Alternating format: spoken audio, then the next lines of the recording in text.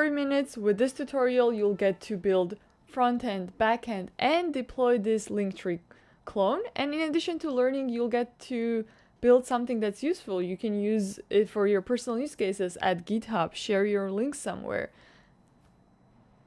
And also for learning, it is very important that once you follow the tutorial, then kind of customize it for yourself or even add more features. So on the end of the video, I will make few suggestions on how can you further develop the project. So without further ado, let's get started. But first, I want to add payments on your links page or any other project. And if you want to make those payments crypto, here I would like to present Cryptomus, the sponsor of this video. Cryptomus is a crypto payment platform. You can create a wallet. You can easily transfer cryptocurrencies within each other, and also set up auto connect so that when you receive cryptocurrency, you can automatically convert it. And also it comes with an API and other different types of integrations, and it's a very easy integration. The commission is low, from 0.4%, and what is also very important, it is like a quick and secure crypto transactions. And the API works as in just like any API you call, you get the API keys, and then so this is the endpoint. And for the payments, there's two types. You can create an invoice or create also like a wallet. There's a refund option, payment history, and a lot of even like web hooks. So you'd call the endpoint, and then this version 1 payment, this is the parameters that you would pass. So common things that we see with other APIs like amount, currency, order ID, and etc. Integrations with other platforms like OpenCart, WooCommerce, and you can explore more plugins here as well. So yeah, I'll add the link in the description of the video. I'll make sure to check it out. Okay, as a first step, we'll open the terminal and run this create React app command with the name of our application. I'm gonna name this LinkTree clone. It will start installing dependencies.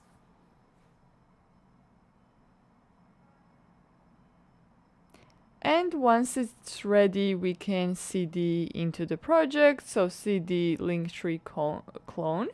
And now we will install the Tailwind. So I pasted this install command from the Tailwind documentation setup. So it will include Tailwind CSS, and then we'll open the code in the IDE of our choice. I'm using VS Code. So in here, I'll also open the terminal. We're already inside the project now, and gonna run npx tailwind css init. This will create a Tailwind configuration file, and as you can see on the left, this file got added to our project. And we have to do two more steps, update the content so it scans over the list of these files. And inside the source, we go to index.css. That is our main CSS file. And at the top of this file, we have to import some of the Tailwind components. So I'm gonna paste them in here so the Tailwind styles run when we do the styling.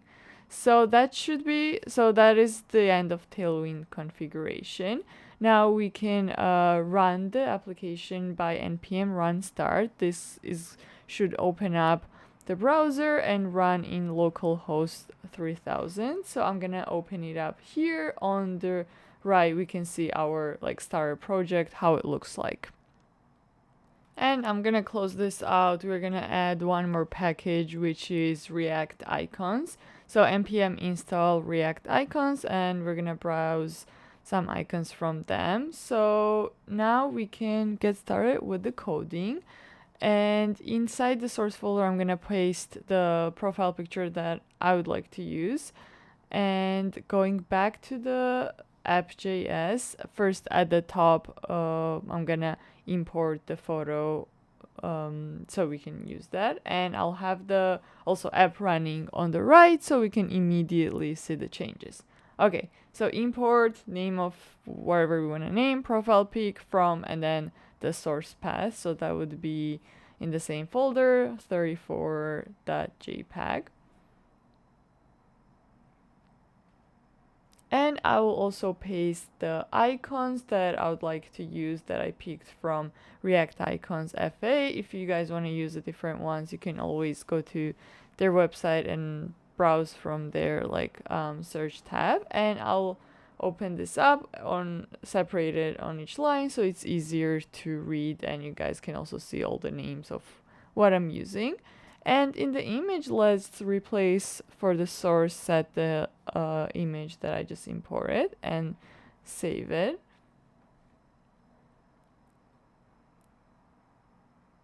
So, we're getting an error. The import statement. Oh, great. Was not correct. Okay.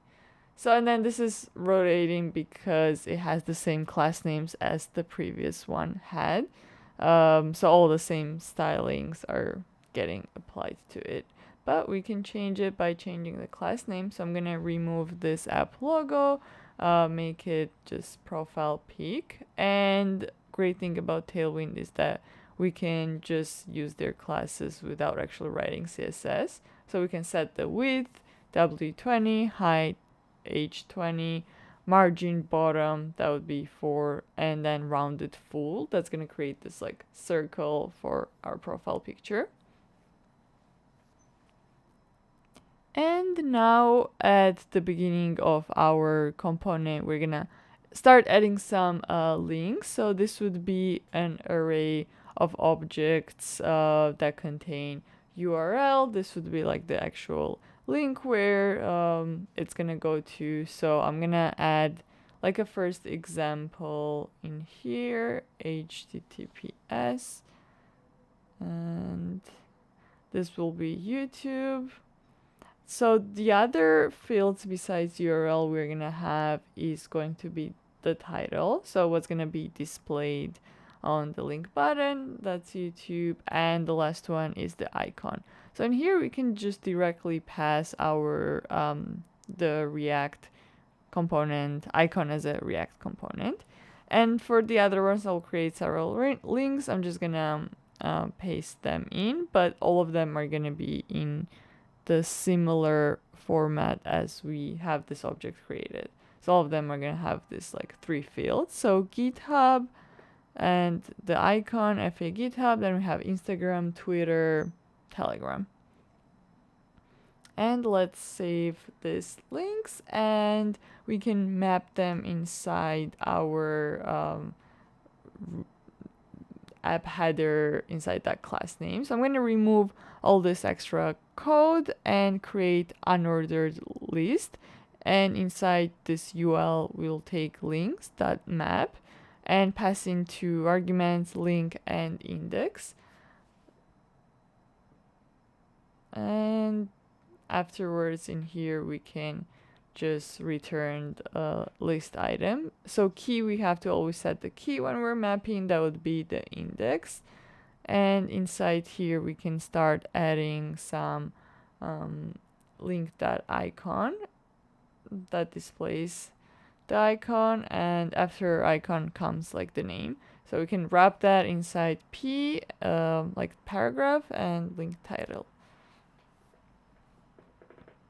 Great, so now we have the list of our links showing up. They're just not clickable because we haven't added the A tag and we haven't passed the link destination. So href, this is where the path goes, so link.url.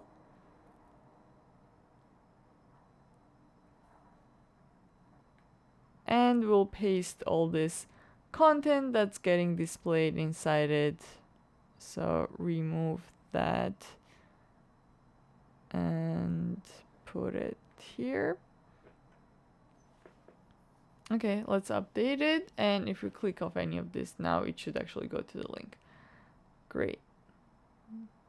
Yeah, I think I used the wrong link, but this is just for like demo purposes, like the content actually isn't that relevant. Okay, let's add some classes. So for unordered list, we're gonna make this flex element. The direction is gonna be column, and the width of it is gonna be full.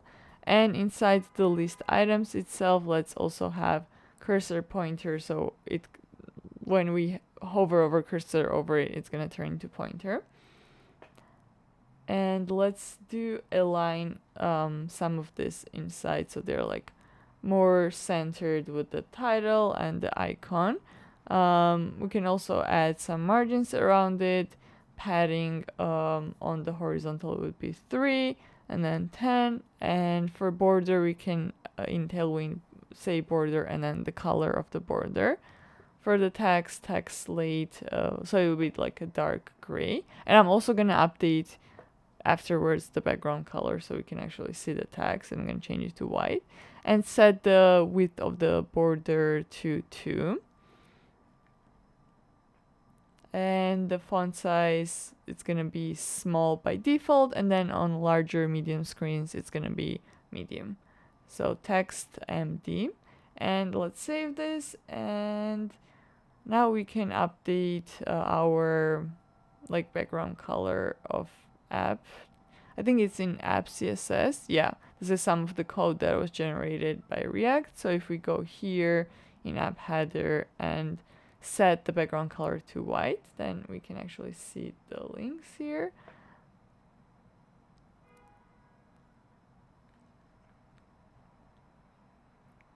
And going to add some classes to our links. So I'll make them flex and item center, so the title and the icons are aligned.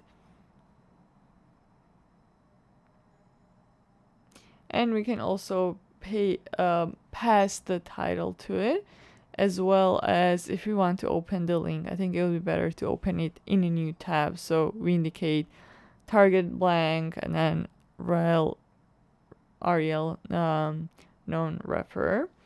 Let's save this, and if we click on any of these links, it should open up in a new tab. Great.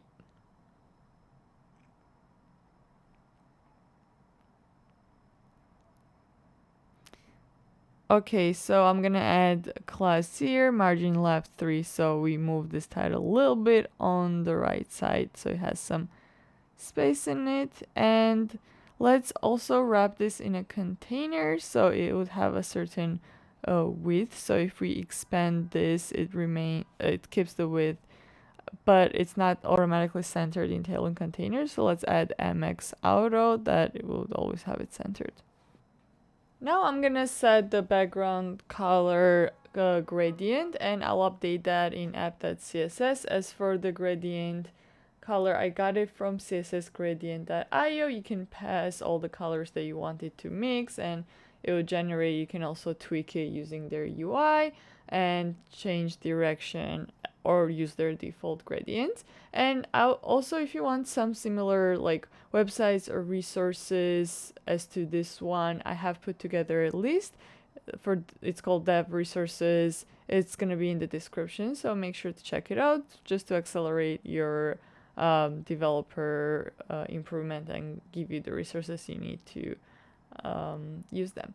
Okay, so let's update the color, see if it gets updated. I pasted it inside app and I don't see it because app header has color white. Let's remove that, and we also have to remove not just the color but the background color so that we see our gradient. Our backend will be using Supabase, which is a Firebase alternative. It is all open source, and this is the first time I'm using it on my channel to create a project. And let me know in the comments if you guys would like to see more Supabase or other backend tutorials. But yeah, I'm just creating a new project from the dashboard, giving it a name, database password, which I'm gonna save it, and then it's gonna give us API keys. Don't use the keys you see on the screen because I'm gonna delete them after the project. This is just for tutorial that I'm creating this project. Okay, and then they have a npm module that we can install into our project, and then we can like basically talk to the database, get the data, run queries using the module that they have created. So let's go back to our project, opening up terminal, and I will paste in the command, but it is npm install Supabase and then Supabase.js. They do have support for other languages, I believe, as well. We have a list here. Okay, great. Now we want to open the SQL editor, and it's gonna be, they have a little example here of the SQL query we can run. So I'll open it up in a new tab, and based off of the example they provided, let's start with creating a table. So from here, create table command is what we want to use. I'm just gonna change the name, give it links, and the type of object that we want to create, we have to follow the link pattern that we already have. So let's go back to the application and see what fields we have. So it's URL, title, and an icon. So icon is React component, so let's just add title and URL for now, and add the links itself in the data. So URL, what type we want is text, and you can see the list of types of like columns from the list. And yeah, I'm gonna move this here.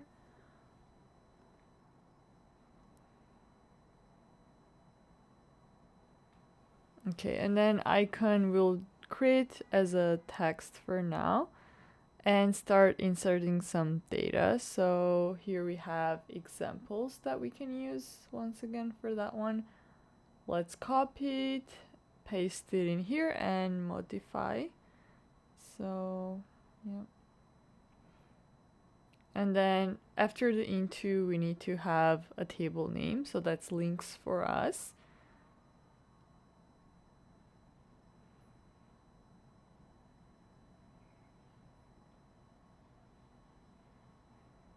Links, and I'll change that on the all 3 rows.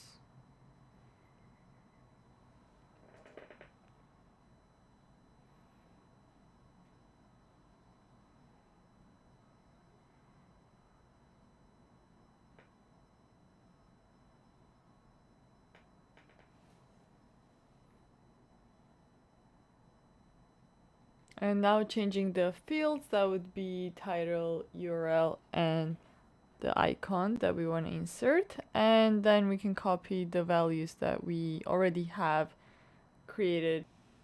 So, and then one thing to note is that the order has to follow. So the first one should be YouTube, as in that's the title, and then second argument should be the URL. Finally, the third, the icon, because it's order sensitive. That's how it picks it up, the values.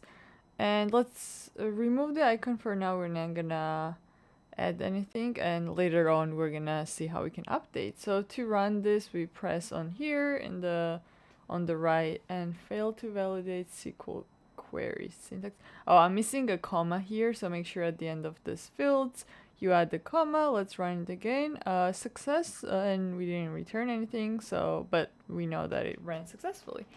Okay, now let's make our React app start communicating with the database we created. So for that is where the module that we installed comes in. We're gonna copy this import statement. This is for creating client, which is basically like a gateway to our database to have this on our client side. So, and then here's an example of how you can initiate that. You gotta pass your project URL and the key. So let's paste that in here, and I'm gonna update this with the values of my project. So whatever goes inside create client. So let's go back to our dashboard and see on the menu what where we can get that information. So let me open this up.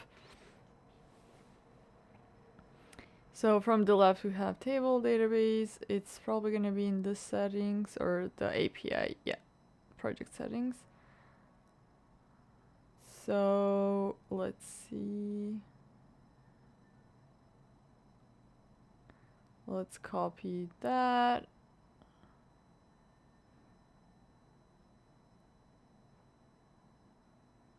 And then update our values, and we also need the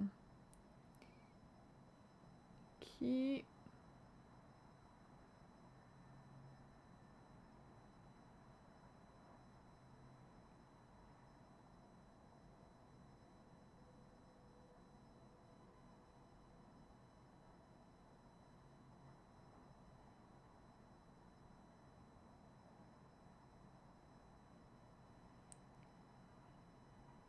So I'm gonna paste the password that I saved when I created the database and save the file, changes to the file. Now we can copy the example query that they have here and run it. So I'm just gonna, after pasting it, modify it because our table name is different, and so we want to have also different function names, so it makes sense when somebody is like reading code. So instead of get countries, let's have get links and update the function call as well. And then from, this is actually the string that we pass in here, that's the name of the table, so we have to make sure that matches whatever you named your table. And so creating a constant links, and once we console log, we're gonna also console log that data variable, and let's save it. For the function call, we're gonna call this when the page loads. So for that we need React hook of use effect. I'm gonna import that at the top and call it here. So use effect, we can pass this function, and then as a dependency, I'm not gonna add any dependencies. And let's paste this here. Actually, for this like, so I just realized I used the wrong, I went to the project and used the host URL and then the password. Instead of that, on the settings, not selecting project, we have to select API on the left as it shows on the screen. And then for the URL, we should use the one that's below config URL. So copy that, and then for the anon key, we have to use this like project API key. So once you have those two values copied from like here and here, we go back to the project and update what's inside create client here and here. And yeah, so that would be the correct. Okay, and once we update those, we can check if the data is loading. Going back to our application, we're not gonna see any changes on the screen, but we can go to below down on the inside the console and see if we are getting the objects data back. So here it is, our array of links. So that means we have access to those. And before moving our static links to using the links coming from the Supabase, we are also gonna see how we can edit some of the values because we want to add icons now. So let's go to table editor, and we don't have to create new table. On the left you should see the table that we created, and navigating there we get to see the fields, and this is very easy to edit. I'm gonna copy from what we have in the static data, paste in here. You don't need to run any SQL queries, you can just use their table editor, which is super convenient to somebody who's not very familiar with SQL. So let's paste those in here and FA Instagram, and we're gonna make those icons dynamic so that they can take in the string value coming from the data. So let's save these changes on the Supabase first. And going back to the code of our project, I'm going to move this out. We can see more, create a new file for the icons, name it icon.js. Inside here, we create React functional component, also with the same name as the file in this case. and this will take in props. So let's pass those in.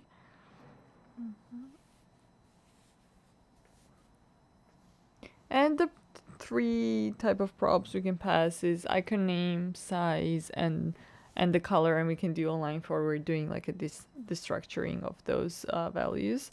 And for the constant icon here, we create an element, because as you know, our icons are React elements, and we can import like the library of React icons at the top. So yeah, let's do that. So import all of them as font awesome, because that's the library that we're using. They have also React Icons module has also others, and React Icons FA, and we'll pass the font awesome here, and then based on what icon name is coming from the props, we're gonna use that to select target the correct icon from the library. So font awesome and then the icon name.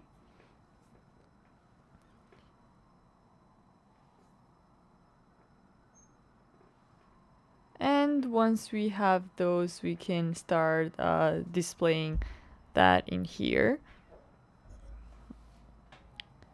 So icon, and then we can add some styling if somebody wants to add it as a props, like customize it, like font size that's coming from props. Same for color.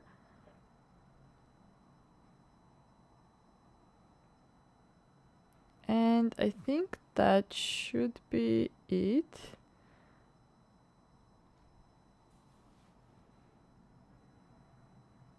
Let's save this, import in the app.js, and then replace our like the static icons we have. So this list we won't be needing anymore. Let's import first.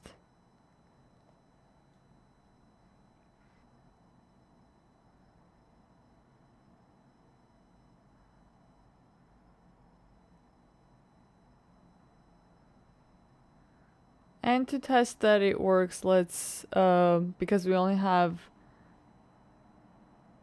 3 links displaying in the FAs of Supabase, so let's remove that, and then update icons. Instead of being React elements, now they're gonna be like a string type, and make sure our element that we created for the icon that works. So I'm just gonna remove those tags and link that icon. We're gonna so that is the text, right? So we're gonna pass this to our element of the icon. So icon name equals to, and then link that icon.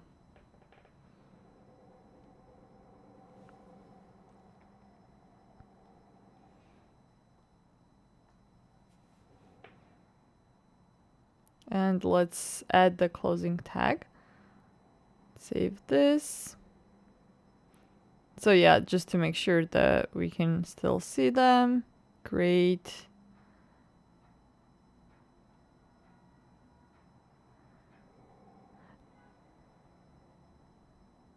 So now let's save the data that's coming back into a state and display that data. For that we need useStateHook from React, and then after our Supabase initialization, we're gonna create the state. So first, let's do loading, set loading, and initially this is false. This is when we are waiting for the data.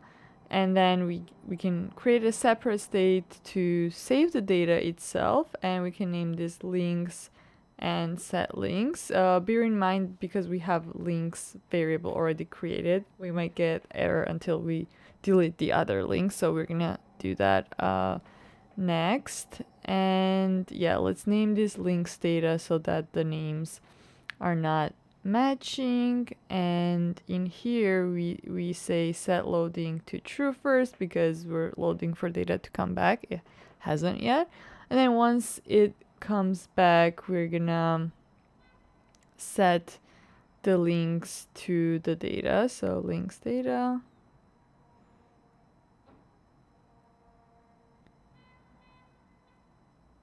And yeah, so we still have the data, and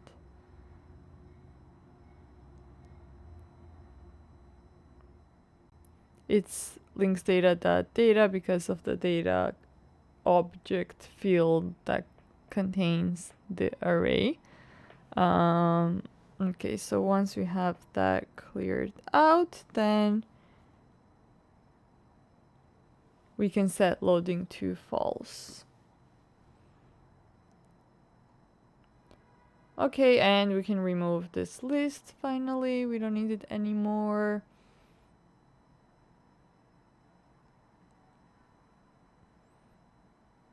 Now adding like a try catch block just in case there's some errors. We wanna like catch them and display them in the console log for debugging and easily to see what is the error. So let's console.log.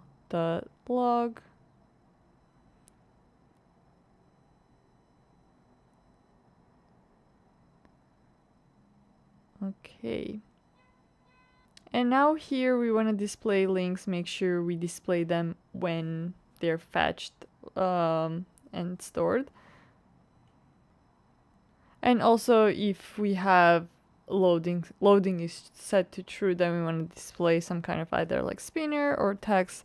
For now, I'll just like, for this one, I'll just be adding a text. So p paragraph create, and you can pass in text. Please wait while I get my links ready. And if the loading is true, this is what's gonna be displayed. And if not, then on the second part, we just pass this UI for our links. So that's that. And let's minimize that piece and save it. So now once we reload, it loads pretty quickly, so it's hard to see the loading state. But yeah, we can also move the set loading inside like this try and catch. So when the data comes back or when the error comes back. For the deployment, we're gonna use Netlify, and I'm gonna push my code to the GitHub and then import it from GitHub to the Netlify. And one thing to make sure is that we need to store our secrets inside. We're pushing this to GitHub environment variable, so I'm gonna create new file.env.local and make sure that in git ignore you have once you initiate Git, or React, it usually adds like those environment files by default, but this should be ignored and never pushed to the Git. So now let's create React app Supabase project URL, and then the other one we're going to have, I'm gonna copy this.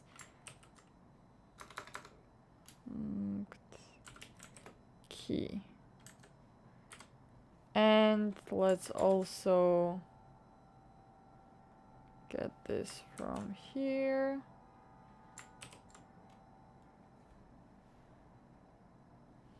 We don't need the strings. And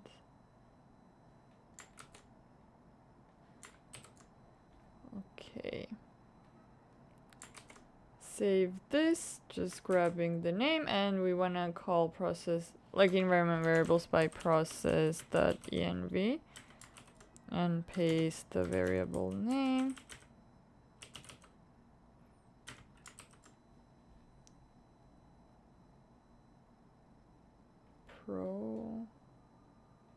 Okay, so I'm gonna add J here as well.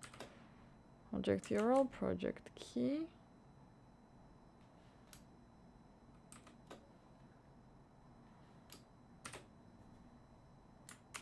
Alright, let's reload the app because on build is when React reads the environment variables. So yeah, it's not failed to load. Okay.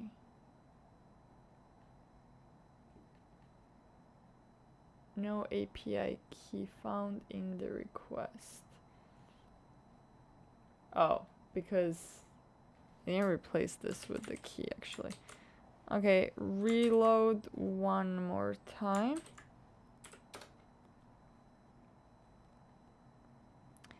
Here it is. Now let's go to the Netlify.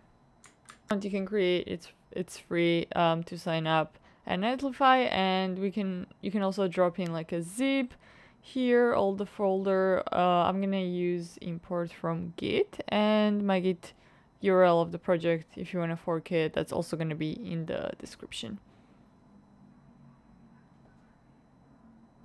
Repository that I want to have deployed, then you can also pick a branch, and in customize build settings we need to pass our environment variable, so whatever defined in our env local file, because that does not get pushed onto the GitHub. So let's just copy this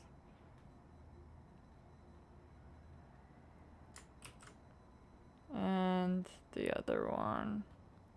Let's move this here.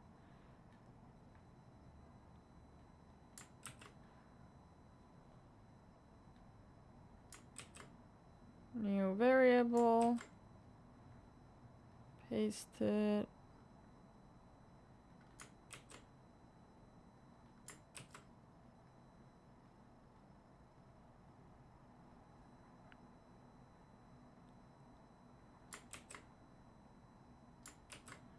I'm gonna double check if I had this correctly selected, so it's better than having to debug it later on. Okay, so we added variables, and let's npm run build, that's the correct command, publish directory, build. Okay, let's deploy it. Okay, our project is now deployed on this link, and here are some of the ideas, as I mentioned in the beginning of the video, that I'm gonna share on how you can further customize this by maybe like changing styling, adding like this would be like simple customization, adding like a description about yourself would be here. And then in terms of like functionality, if you want to add more functionalities, I would create an authentication with Supabase, so I would add that so that you can log in and maybe like have an edit button here. So once you're logged in, edit button is going to show up, and there would be like a form with the title and the link, and then you can call the queries on the Supabase. So that would be so just throwing some ideas that you can try. One thing to note is that if you're building, this is just for tutorial purposes and to show your links, but if you're building like a production level application, then you would need further security of the API keys, or adding security on the Supabase side, because when the keys are added in the React, it could still be visible in the files. So one of the things, increase security, updating styling, or adding some more text, images, etc. are a few customizations, and then adding functionalities like admin side of things. So this is it. Hopefully you guys enjoyed the tutorial. Let me know in the comments what you guys want to see next. Until next time, bye.